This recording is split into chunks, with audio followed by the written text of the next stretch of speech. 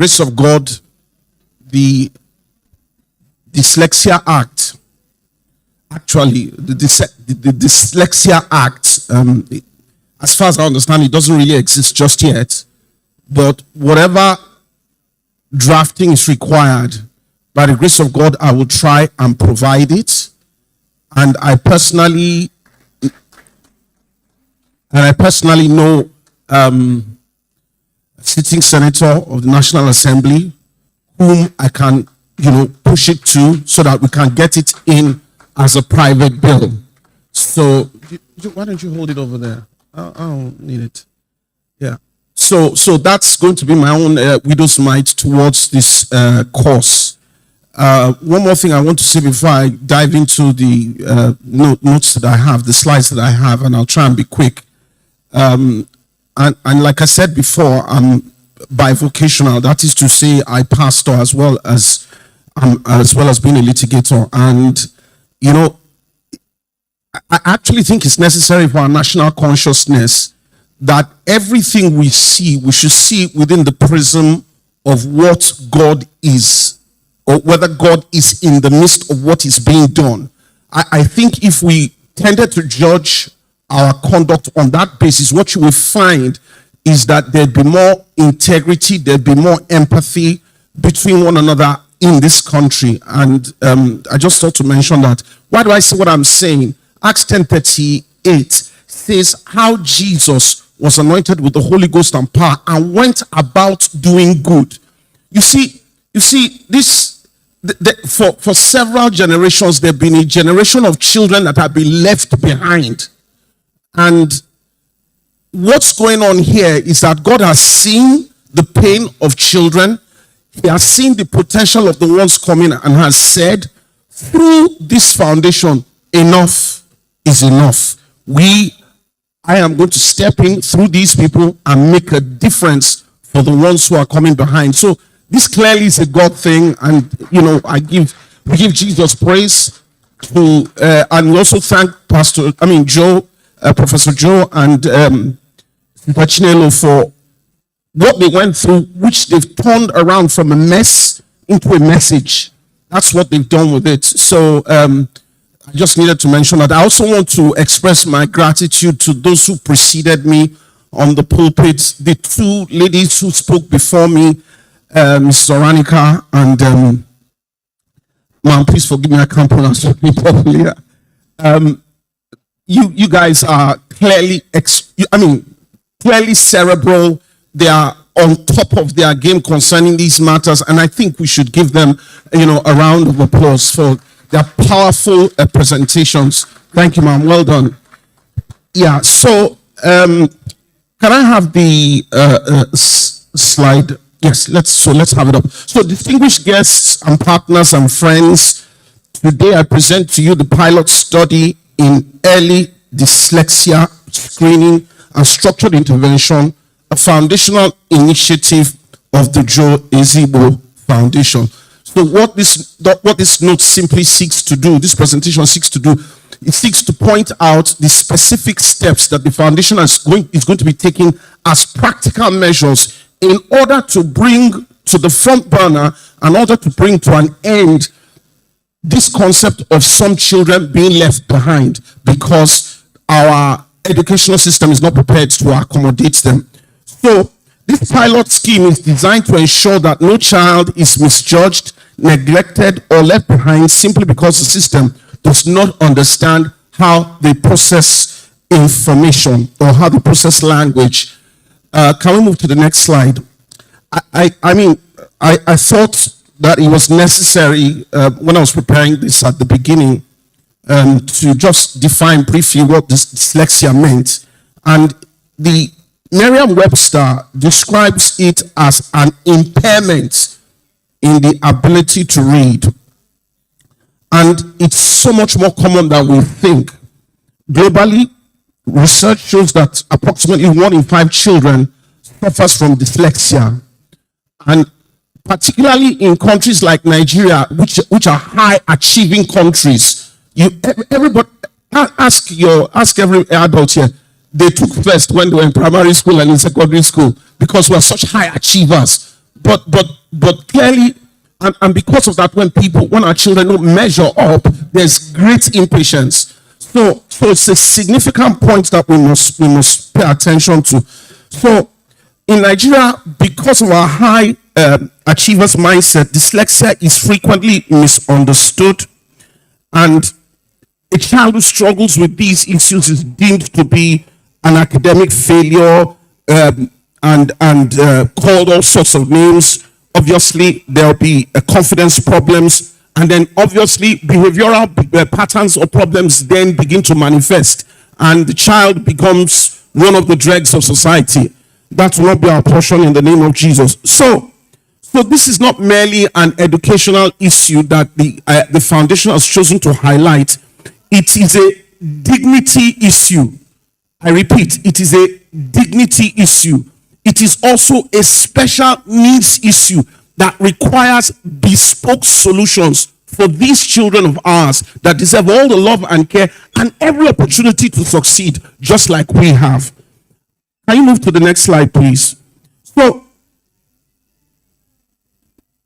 our education has several gaps.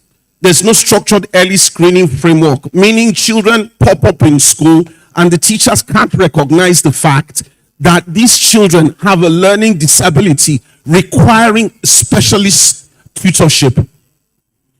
Not only that, obviously, the teachers are not equipped to deal with these issues. Obviously, parents are not aware of these challenges that children face. We heard Professor Joe's testimony this afternoon, how he didn't, early on in the evening, how he didn't know what was going on, and he had to go and be begging teachers for his child. But clearly, parents don't know, and parents need to know. Now, another gap that exists is that the necessary intervention materials are not readily available, and even when they are readily available, they are not culturally adapted to Nigeria. The way we pronounce stuff in Nigeria is not the same way they pronounce things in UK. Someone will say, I am sitting, or in Nigeria, we'll say we are sitting. The English currently, the current fad is, he's sat. We don't talk that way. We talk differently. And our material needs to be tailor-made or bespoke for our people here, for our children here. So the result is predictable. Bright children fall through systemic gaps. So our pilot seeks to address these gaps in a structured and measurable way. Can you move on to the next slide? So the foundation's strategic role, we see points. We see ourselves as catalysts.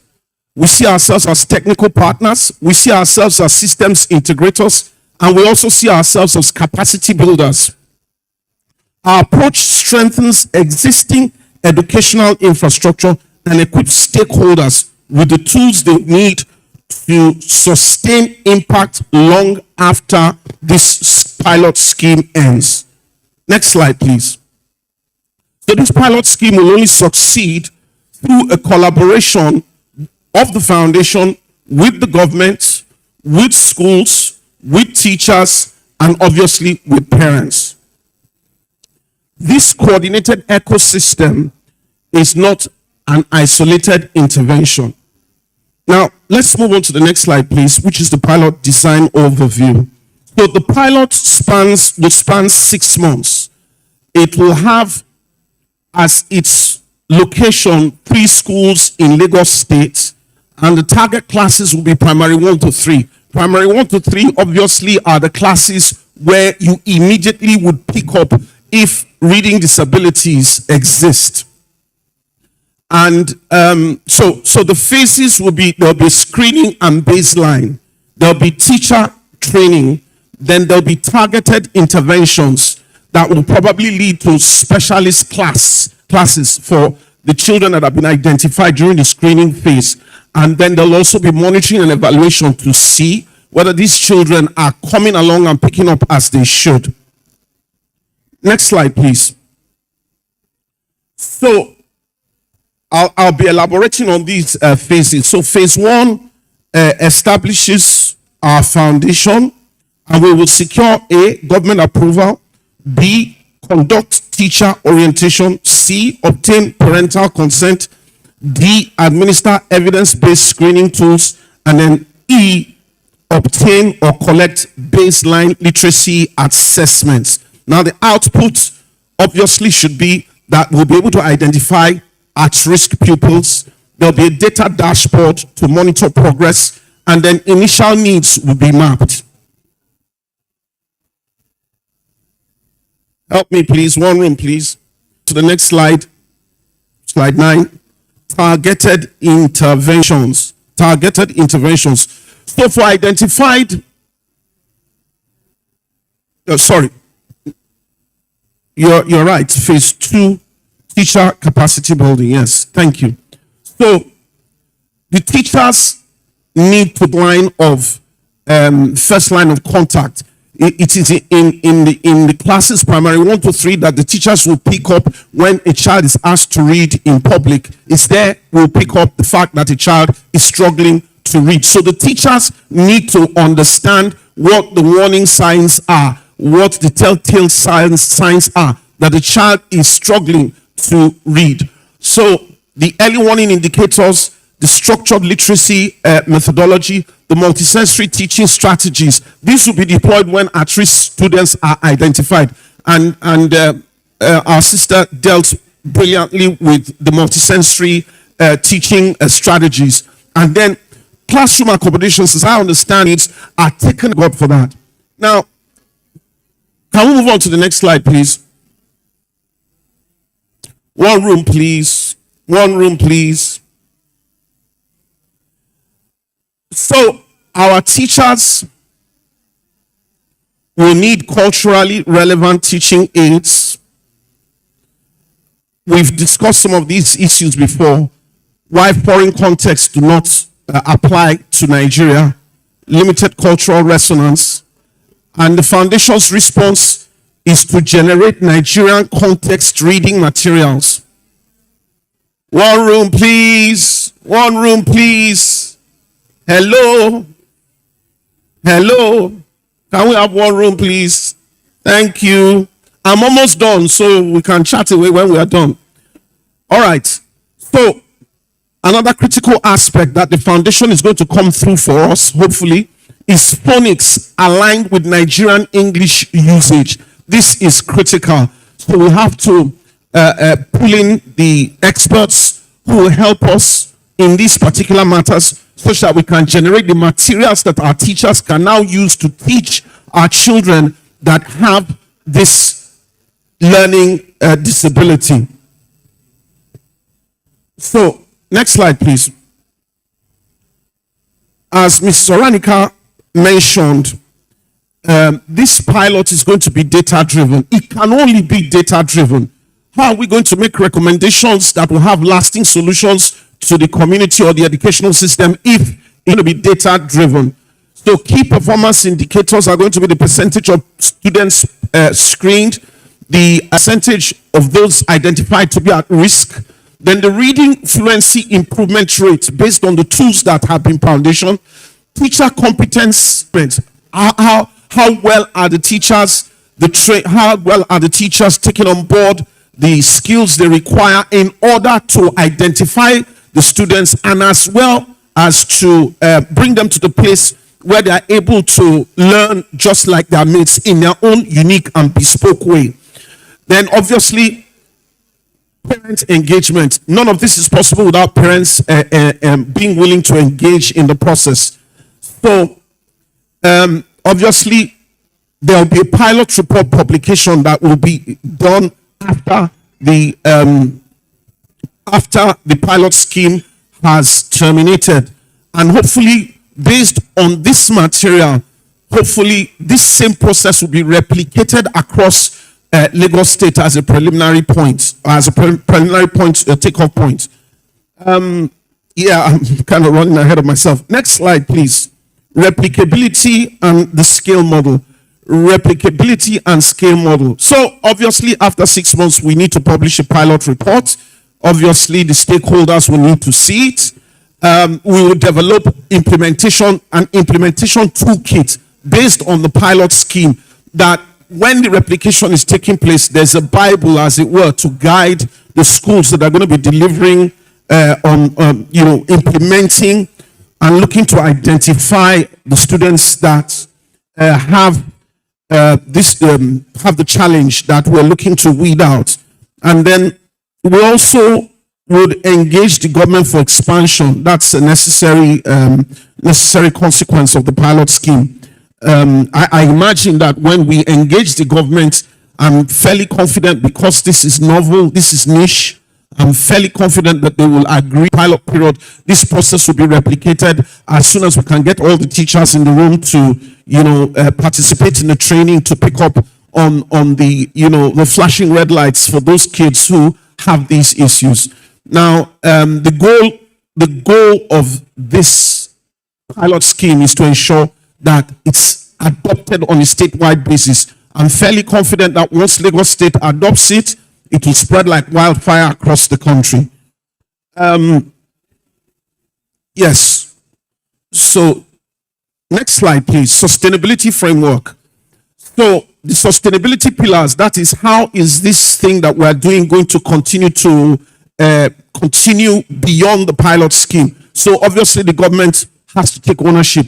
My predecessors on the microphone before had already highlighted this point. I think I heard Mrs. Oranika say it. Then school level capacity, whether we like it or not, we have to retool our teachers so that they can pick up all the signals of a student that is suffering from dyslexia. Of course, teacher empowerment follows.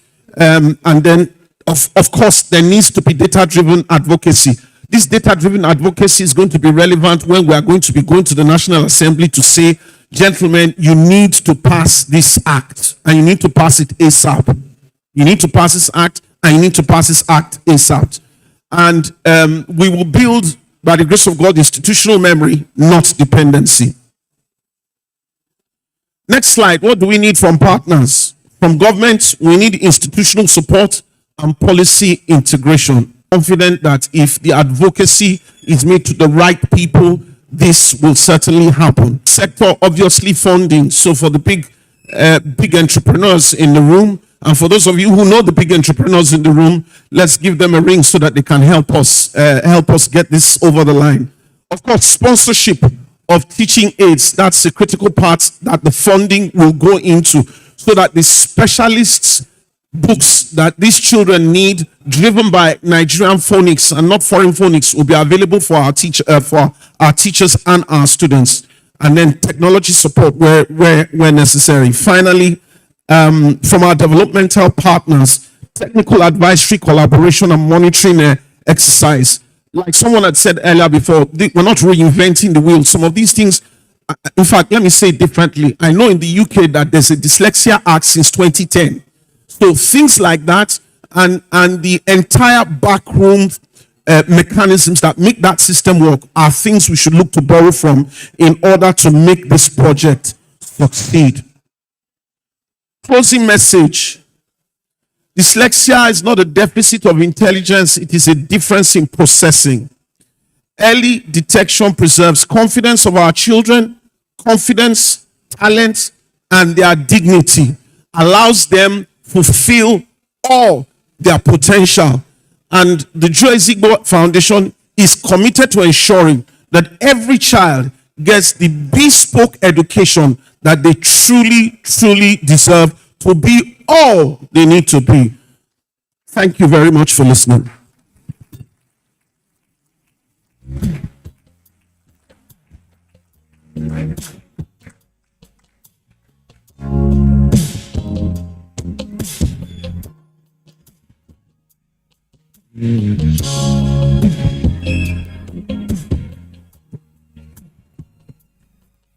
Thank you so much, Mark Modi, SAN, for this very brilliant walk through the pilot study that the Joe Ezigbo will embark on. You have not only deepened our understanding of the challenge, but you've also reminded us that while awareness is important, real impact will depend on deliberate partnership and shared responsibility. We we, at this point, will do a little bit of Q&A. We had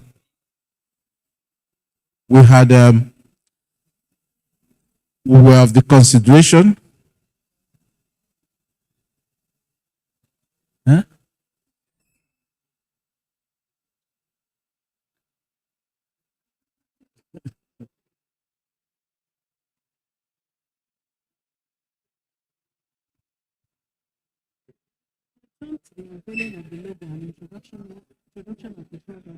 No, he did the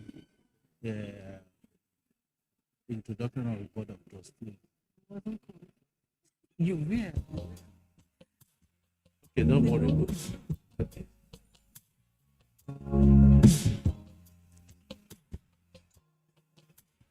Okay, you know when I tweaked the program to accommodate our royal highnesses, two very important aspects of our program was or were skipped. The first one is unveiling the logo as well as the mission and vision of the Joe Ezigbo Foundation. And then the other one is the formal presentation of the board of trustees of the foundation.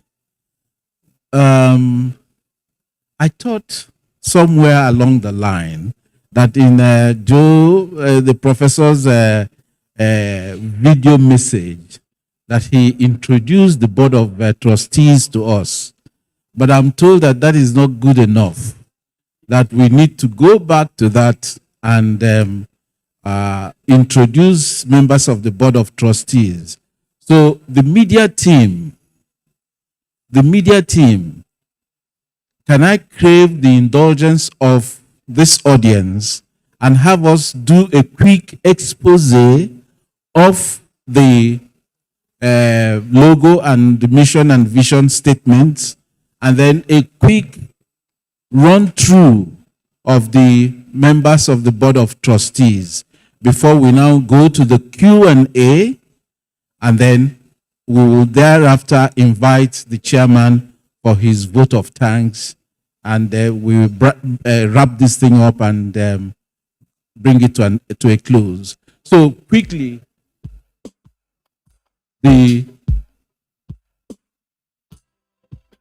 are we with the logo?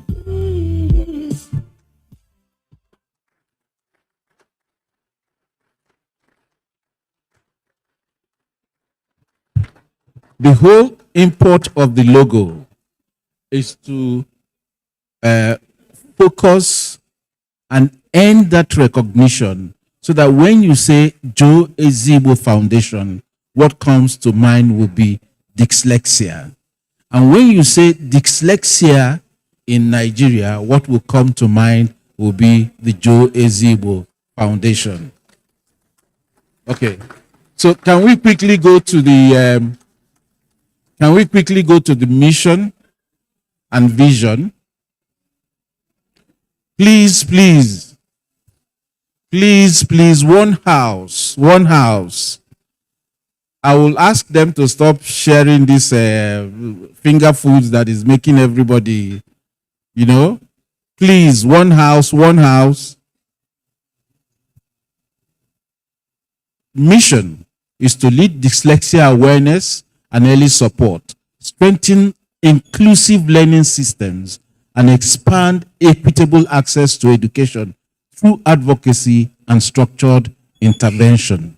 We are committed to measurable, sustainable impact. Then the vision: to advance a future where inclusive and equitable education systems enable every learner to reach their full potentials. No child should be denied access to education on account of any learning issues or as a result of family economic realities. Learning differently is not failure, and different is not less. If you remember, we had agreed that our takeoff point or our sound bite is different is not less. And I'm happy, I'm sure you know where this came from. This is the input of our Chinelo. Different is not less. But what I'm going to suggest is that somewhere along the line, we're going to extrapolate that from this vision and make it a standalone statement. Different is not less. Thank you so much, media team. Can we do a quick run of the members of the board of trustees? Media team, a quick run of the members of the board of trustees. Distinguished academic, energy sector entrepreneur, and social impact leader with over 3 decades in higher education, industry, and nation building. A pioneer in Nigeria's gas sector, he is renowned as the founder of Falcon Corporation, where his strategic vision and ethical leadership built a leading indigenous gas enterprise. Trained at top institutions, he holds a BSc from the University of Nigeria, Nsukka, an MSc from Imperial College, London, and a PhD from the University of Salford, United Kingdom. Starting as a professor at the University of Nigeria, he championed education as a tool for transformation before transitioning to entrepreneurship, influencing policy and earning awards like Ernst and Young Entrepreneur of the Year, West Africa and Anambra Man of the Year. As chairman of the Joe Ezigbo Foundation, he now focuses on dyslexia awareness, early detection, and intervention for children who learn differently. Drawing from his pedagogical roots in business acumen, he builds scalable systems for inclusion, teacher training, and community support. Guided by servant leadership and his motto, anything you must do, do it right. Professor Ezigbo creates lasting impact through partnerships, empowering every child to thrive. Ladies and gentlemen, Professor Joseph Ezigbo. Dr. Mrs. Patience Oranika is a licensed instructional leader and an educator with over 30 years across K-20 education, dedicated to literacy, teacher development, and leadership. She taught and supervised education majors at Urban University, Montgomery, and Alabama State University, instructing prospective teachers in evidence-based literacy practices as an adjunct in early childhood education. Starting as a classroom teacher for 10 years, she advanced to district-wide reading coach for 12 years, leading initiatives, training coaches, screening students, and supporting educators. Later, in Alabama's Department of Education, she designed programs for effectiveness and staff growth. Retiring in 2024, she consults with Montgomery Public Schools and joins the Joe Ezigbo Foundation's board in January 2026, where she has continued to contribute immensely. Ladies and gentlemen, Dr. and Mrs. Patience Oranika. John Alichin is a journalist with nearly 3 decades of post-graduation experience. He has worked for reputable newspapers like Daily Times and The Punch, where he spent 22 years before retiring as Group Politics editor in 2021. He served as a stringer for the Associated Press and currently does so for Bloomberg. Alichin contributes news and features to Vanguard newspapers, appears on radio media analysis programs, and serves as a board member of the Joe Ezigbo Foundation and is currently based in Abuja, Nigeria. Ladies and gentlemen, John Alichin. Nne Oramasiowo is a board-certified cognitive specialist with the International Board of Credentialing and Continuing Education Standards. As founder and co-owner of Brain Ability Base Limited, she specializes in cognitive skills and learning challenges, certified in cognitive processing with Learning RX in Colorado Springs, and interactive metronome therapy with interactive metronome in Pittsburgh. Her foundation stems from clinical experience at Wesley Spectrum Services in Pittsburgh, a center for autism and special needs emphasizing holistic, evidence-based sensory integration and cognitive health. In 2006, she launched Lagos' first cognitive training center, Readmaps Learning Place, now Brain Ability Place, offering precision assessment and personalized brain training. An advocate for neurodiversity, she empowers students with dyslexia and learning differences to build core skills and confidence. Backed by certificates in child psychology, autism and dyslexia training, and holistic nutrition, she serves on the Joe Ezigbo Foundation's Board of Trustees and Dyslexia Technical Committee. Ladies and gentlemen, Nne Oramasiowo. Mrs. Ebube A. Onwuka is a dedicated advocate for individuals with learning differences, especially dyslexia. As a parent with first-hand experience supporting her child through dyslexia challenges and successes, she brings unique passion to awareness and support efforts. Her expertise in food processing, value addition, and educational technology includes training teachers to maximize digital platforms, enablement, and resources. As a committee member of the Joe Ezigbo Foundation, she champions empowering every child to learn from their strengths, focusing on dyslexia advocacy. Ladies and gentlemen, Mrs. Ebube A. Onwuka. Barrister Mark Modi is a pastor, author, and a seasoned litigator dedicated to helping individuals live daily by faith. He serves as pastor of the Redeemed Christian Church of God, Rafika Parish, Zone 6, LP 34, a place where good things never cease and disciples are made.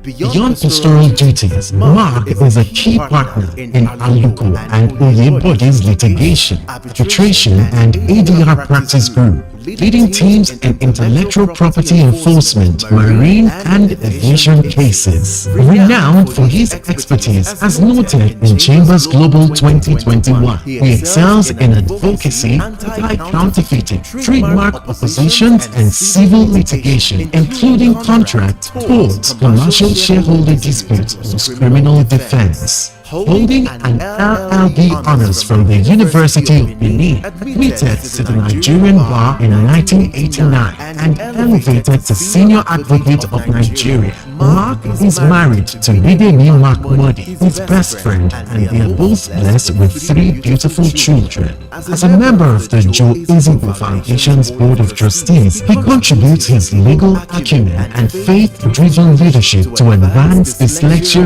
awareness and inclusive education in Nigeria. Ladies and gentlemen, Barrister Mark Modi. Chinelo Ezigbo is a mental health nurse and social worker working with the National Health Service NHS in the United Kingdom. She previously worked as a disability analyst with ATOS, supporting people with complex health conditions and disabilities. Born in Manchester, United Kingdom, and raised in Nigeria, Chinelo grew up with undiagnosed dyslexia at a time when learning differences were largely unknown and misunderstood.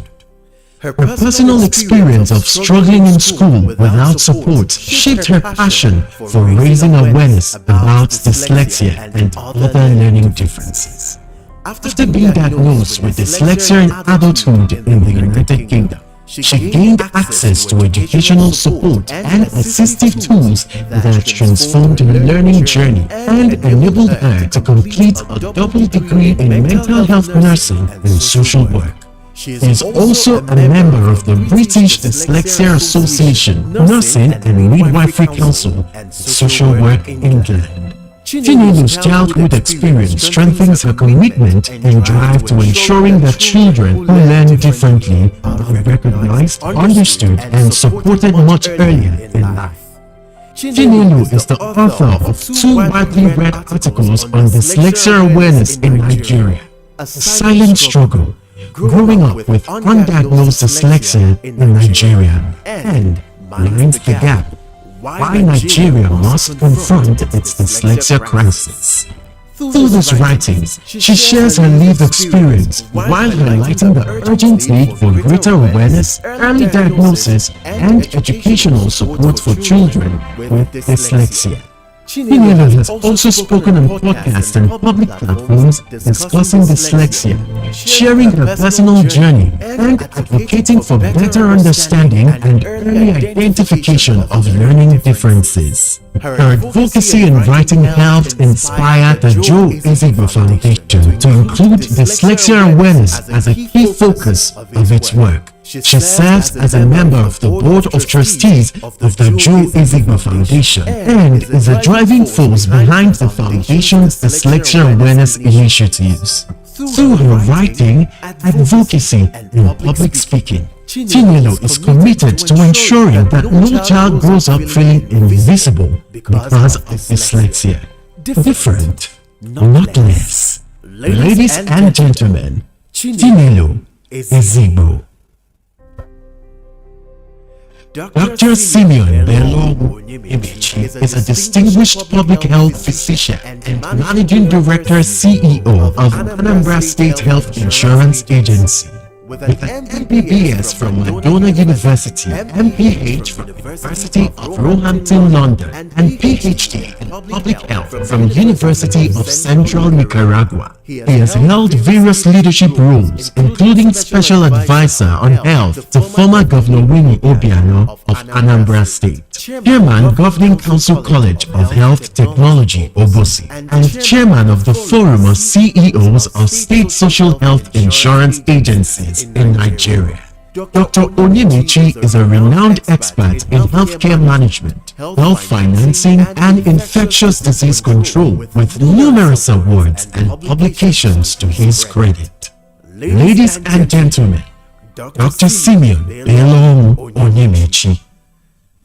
Chidera Joe Ezigbo is a strategic business leader and a leading voice among the next generation of Nigerian industrial excellence. As a cornerstone of the Falcon Corporation legacy, one of Nigeria's foremost indigenous energy powerhouses, and the managing director of Century One, he brings a distinctive perspective on navigating the intersection of traditional industry values and modern market innovation. He holds academic degrees in English as well as leadership and organization, which underpin his strong communication style, structured thinking, and approach to building high-performing institutions. This foundation complements his professional orientation toward global best practices and strategic oversight. Chidera has cultivated the reputation of bridging the gap between legacy enterprises and high-growth entrepreneurship. His work is guided by a commitment to institutional sustainability and a deep understanding of the operational and strategic complexities within West Africa's corporate landscape. He remains a dedicated torchbearer for a new era of African leadership, one defined by excellence, integrity, and lasting impact. Ladies and gentlemen, Chidera Joe Ezigbo. Professor Uche Amazigo is one of the few African women who have led a specialized UN agency. She directed the World Health Organization African Program for Onchocerciasis Control, APOC, where she oversaw a highly successful multilateral partnership in global health. She holds a PhD from the University of Vienna and was a Takemi Fellow in International Health at Harvard School of Public Health. As a professor of medical parasitology and public health, her groundbreaking research on onchocerciasis, river blindness, at the University of Nigeria helped create APOC in 1995. She served as its first scientist and then as director from 2005 to 2011, pioneering the community-directed treatment with ivermectin CDTI strategy, one of the most effective models for community engagement in public health. This approach delivered ivermectin to millions across 19 sub-Saharan African countries and has since supported neglected tropical disease elimination efforts in 30 countries. Her work has earned her the Prince Mahidol Award in Public Health, an honorary Doctor of Science from the University of KwaZulu-Natal, fellowship in the Nigerian Academy of Science, and numerous other honors. She is the founder and CEO of Goodwill Medical Center, a pro-poor hospital in Enugu, and has held roles including chair of Nigeria's National Steering Committee for NTDs and honorary vice president of Sight Savers, United Kingdom. Professor Ezigbo continues her commitment to health equity, community systems, and social inclusion through her ongoing work in public health and education. Ladies and gentlemen, Professor Uche Ezigbo. Ambassador Ozo Umubu is a retired career diplomat who served as Nigeria's ambassador to Mozambique and chargé d'affaires ad interim in Cuba, among other diplomatic postings abroad. At the Ministry of Foreign Affairs headquarters, he was spokesperson, Director of Global Institutions Division, and Director of Africa Bilateral Affairs Department, retiring in December 2015 after 35 years of meritorious service. An active member of the Association of Retired Career Ambassadors of Nigeria, ARCAN, he served as secretary to the ARCAN Abuja branch from 2018 to 2024 and contributes to their foreign policy journal. He joined the Joe Ezigbo Foundation in August 2025 as Director of Operations, Secretary to the Board of Trustees, and Member Secretary to the Dyslexia Technical Committee. Ladies and gentlemen, Ambassador Ozo Umubu.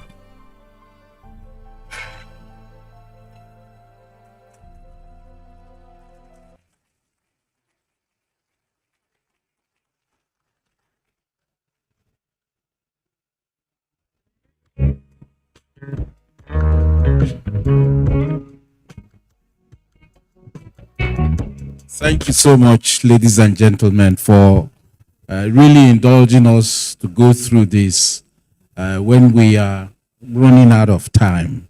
But before I go to the Q&A, I want to recognize the presence in our midst of Eric Idiahe. Eric is a director in Falcon, and he came in all the way from the US, or is it London, Eric? To be for this, just for this program. I want to appreciate you for taking your time out, leaving all the things you're doing overseas to be here with us today. Now, to the Q&A questions, I don't know how the format is going to be, but we thought that if we have been able to make all the necessary explanations, then it won't be entirely necessary for the Q&A. Then we will go into what I call the subtle pledging. Very subtle. We don't want to make it an obvious thing. But we'll ask you to visit our website, www.joe-ezigbofoundation.org. There's a section out there that is completely dedicated to donations.